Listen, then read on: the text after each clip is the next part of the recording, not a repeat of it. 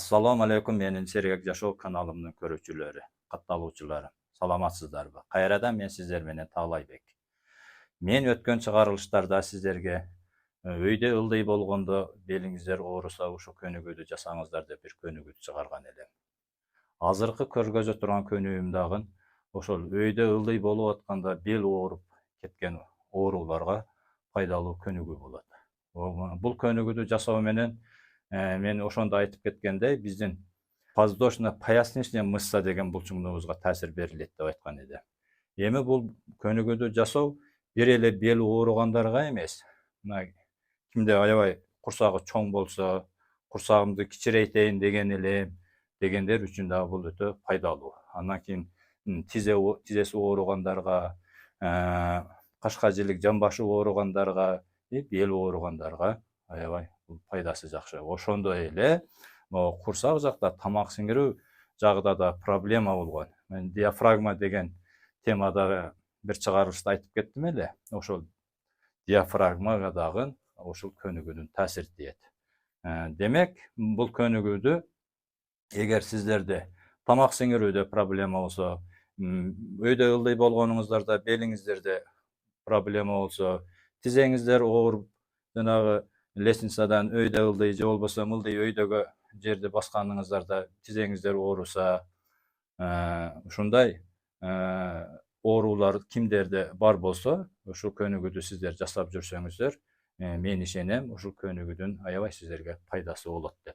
Анда эмесе мен сиздерге ушул көнүгүүдү көрсөтүп кетейин. Анын үчүн моундай бийигирээк кровать болсо, же болбосо стол. Ошондой болсо бул жакшы болот. Анын үчүн ушундай катуу кроватка жатабыз, бир жагыбыз чыгарып жаткызып, мына караңыздар, мына белибиз, бир жак жамбашыбыз кроваттын кырыдан сыртка чыгып турсун. Мындай кылып жатканда, мына артка жатабыз, артка түз болуп жатабыз, экинчи бутубузду түз кылып коюп, эгер страховка мындай өзүңүздөрдү этият кылып кармап десеңиздер, экинчи колуңуздар менен бул жакты кармап коюңуздар. Эми мына бутуңуздарды бул жака мындай салаңдатып түшүрүп коюңуздар. Салаңдатып, мына.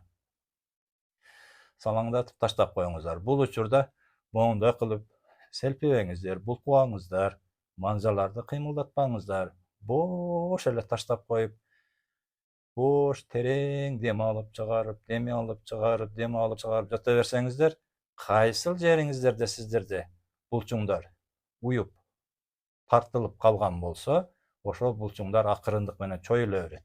Бир эле белиңиздер эмес, жоон саныңыздардан чоюлушу мүмкүн, курсак жактан чоюлушу мүмкүн, көкүрөк жактан чоюлушу мүмкүн.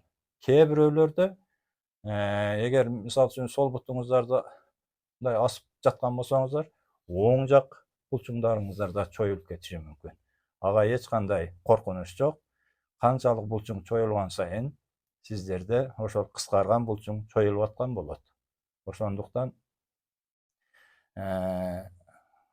ушул көнүгүүдө жатканда денени бош коюп, ушул кайсыл булчуңуздар канчалык деңгээлде чоюлуп атканына көңүл буруп жата бересиздер.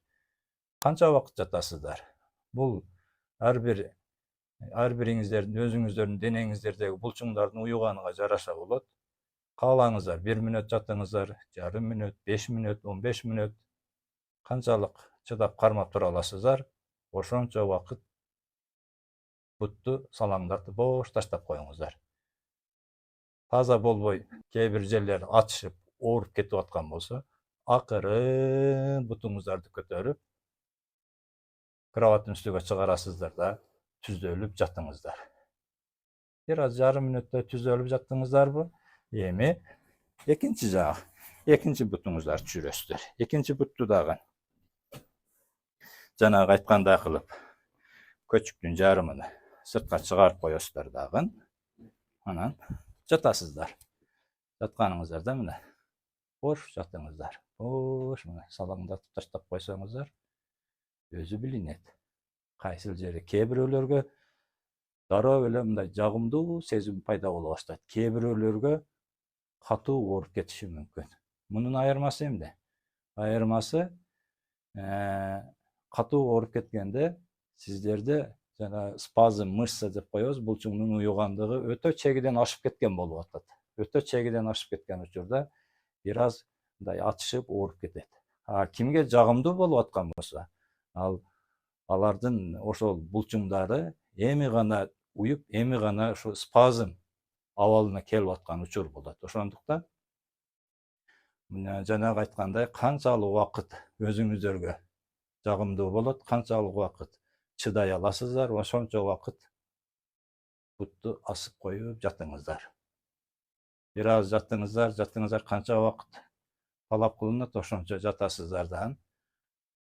Акырын бүткөндө, эгер бутту көтөргөнгө алыңыздар келбей калса, акырын колуңуздар менен жардам берип, бутту бул жака чыгарып алыңыздар да. Ортого жатып, бир аз денени бош таштап, чоюлган булчуң кайрадан эс алуу абалына келгиче бир аз дем алып жатып туруңуздар. Ушул көнүгүүнү канча жасайсыздар? Мына өткөн чыгарылыштарда менин катталуучуларымдан ушундай суроолор көп болуп атты. Канча жасасам болот, бир эле жолу жасасам болобу деп. Эгерде кимдин ошол бели ооруп, жоом сандарында оорулар аябай кандай десем, аябай мындай сыздатып ооруп турган учур болсо, бир күндө 4-5 маал жасаңыздар. 4-5 маал дегеним ар 2 саат, 3 саат аралыкта. Анан жакшы болгон сайын акырындык менен 4 маал, 3 маал, 2 маал, 1 маал кылып жасайсыздар. Эрте менен кечинде жасап койсоңуздар. Эгерде кимде мындай жеңилирээк сезилген болсо, күндө эрте менен же күндө кечинде жатарда жасап коюп жүрүңүздөр. Ушул көнүгүүдү жасаганда сиздерге сөзсүз пайдасы тийген болсун. Эч качан оорубаңыздар, сакайып кетиңиздер. Аллах Таалам берген мээнетиге сөзсүз шифасын берген болсун. Кайрадан менин чыгарылышымда көрүшкөнчө сак саламатта болойлу деп, ассаламу алейкум.